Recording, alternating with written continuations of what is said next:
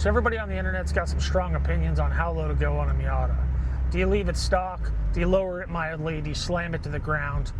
Everybody's got an answer, right? The thing is that everybody's kind of arguing the wrong thing. They're arguing about center of gravity, but really what you should be arguing about on a Miata is loss of shock travel and the roll center. So today, we're gonna pay those two bills. We put coilovers on the car in the last episode. This time we're gonna get the suspension dialed in, and then the next episode, we're gonna take this to the track and see if I'm right about it. Welcome to Off Camber. So the philosophy behind this and why I'm going as low as I am is because I actually want to have my cake and eat it too. I want this thing to look good and not goofy, but I also want it to handle the best that it can. So how low is too low exactly? Well, it's anyone's guess. We went ahead and lowered the car down to where we've got about a finger's worth of gap between the tire and the fender. From everything I've read, that's where the car handles the best. But you do in fact have to handle the two problems that come with it. So today we're going to talk about the shock travel and how to deal with that. And then we're going to talk about that center of gravity and the roll center and how to change that roll moment. Because that's not something you can do with alignment. Plus we're going to get this thing aligned so that way we can go ahead and get this thing dialed in for the track. So it turns out, after talking to the guys I know that race these things competitively, lowering the car down to where there's no gap between the fender and tire is actually the place that makes it handle the best. So that's what we did. And funny enough, getting good looks out of this thing is not trading off grip at all. It's actually the same exact thing, which is kind of nice because it looks good and still drives great.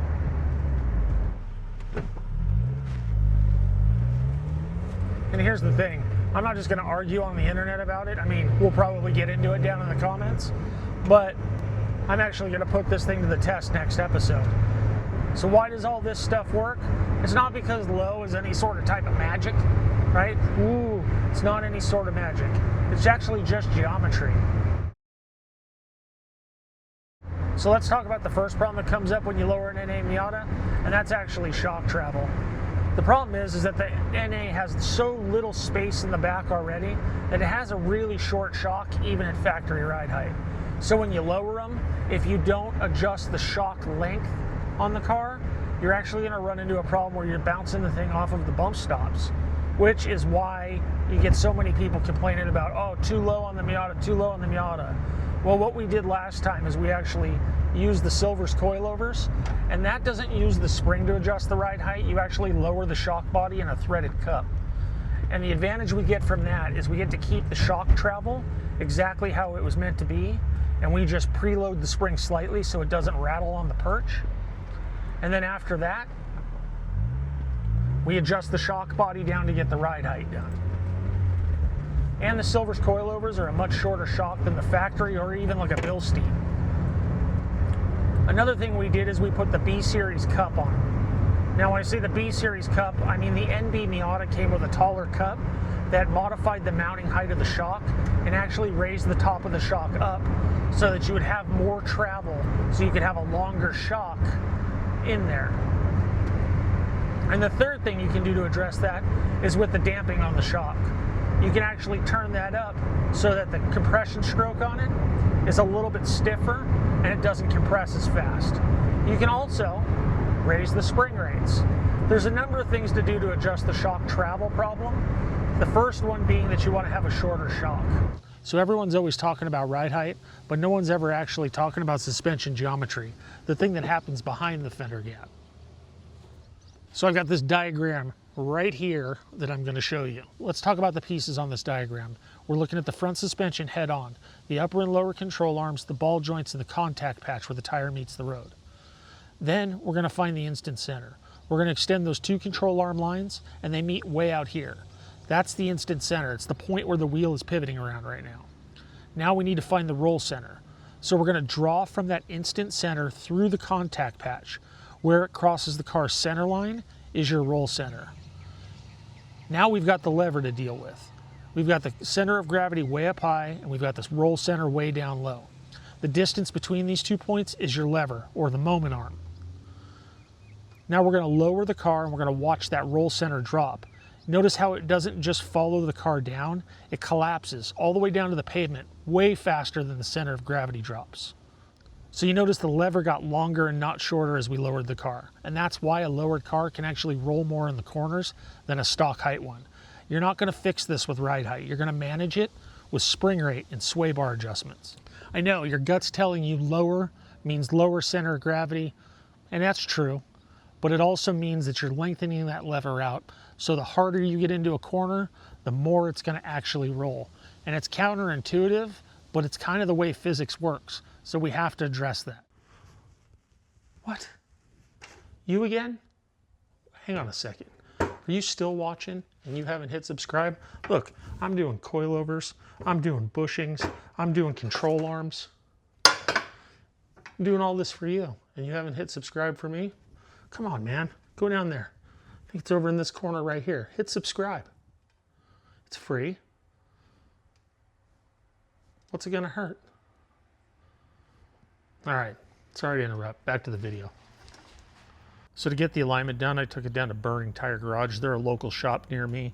And the guys that work there are a big part of the Texas drift scene, so they kind of understand what to do with performance alignments.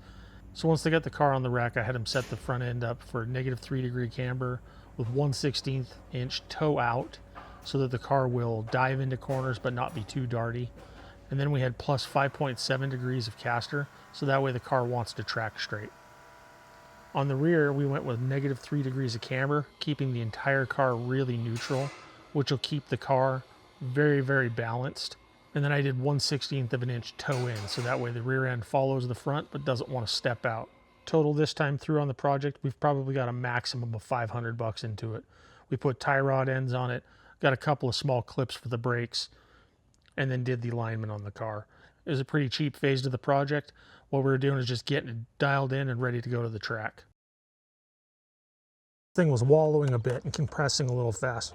So what I've done is I've counted the clicks, and you can see this knob says all the way hard to soft.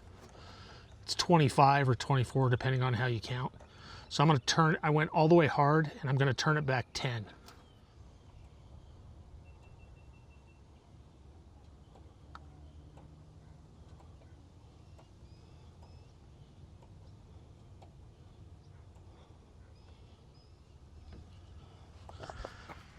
We're going to do the same thing on the passenger side. So we're going to crank it all the way up. And this isn't going to be right. We're going to probably have to soften it.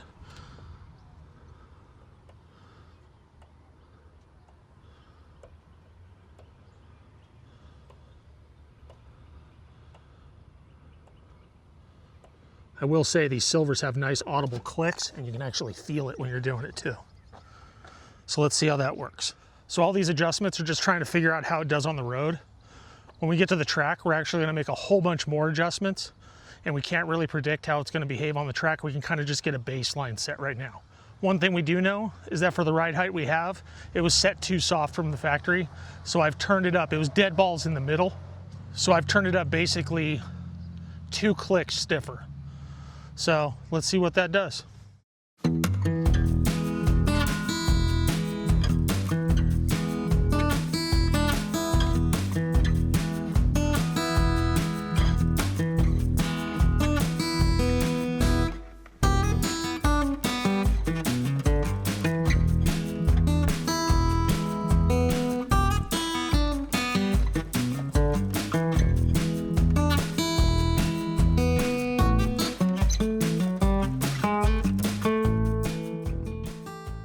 So I needed to be able to test this thing out on some corners, but I didn't have a lot of roads to do it on where there's public around, so I took it out to this back farm road that's 1 lane wide and just did a couple of runs up and down it just to see how the suspension behaved. There's some good bumps through the corners, and then there's some stuff like the quick transition, braking, a number of other things that are going to help flush out any immediate problems that we had with it.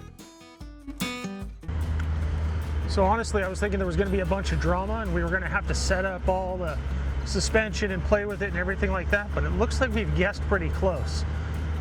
I mean, I just went through that corner right there, you saw it.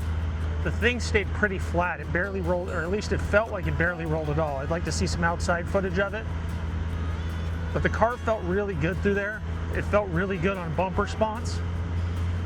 I'm gonna leave it where we're at right now until I get a couple more things dialed, and then we'll worry about it then. But I think we're on the right path.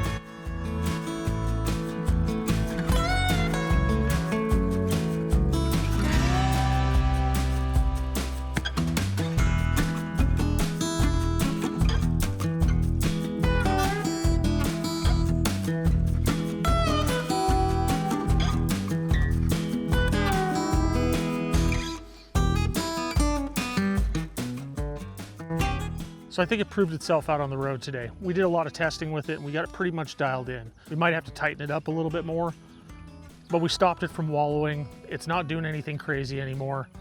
Dives into corners real nice, rear end follows, there's no drama. The rear end doesn't want to step out, the front end doesn't want to push, and it's doing it at speeds that are way good for the street. We'll see what happens to it once we get some heat in it and get it out on the track, but for right now we got a pretty solid dialed in setup. And that brings me to the point of this whole car. You notice we still haven't added any power. Yes, we've only done the suspension so far, but really all we're doing is building a car that a beginner or a novice can get in and learn to drive a little bit better. We can add more power once we get to that point because this car is really built with the novice in mind. It's got single way adjustable coilovers. It's got some basic modifications to the suspension. We have not gone too crazy on anything. We've spent some money on tires, we've done the good brakes, we've done the important things. It is a street car and not a total dedicated track car. We want to be able to drive it to the track. Yeah, the camber settings, we're probably going to have to watch inside tire wear, but you know what? It's a light car. They're going to last forever. The point of this is that as the driver gets better, you can upgrade the equipment. But as of right now, this is going to be a perfect thing for my son to get out on the track in and learn how to drive. Or if we get rid of it before we get him out on the track, it'll be a perfect thing for somebody else to get into and learn.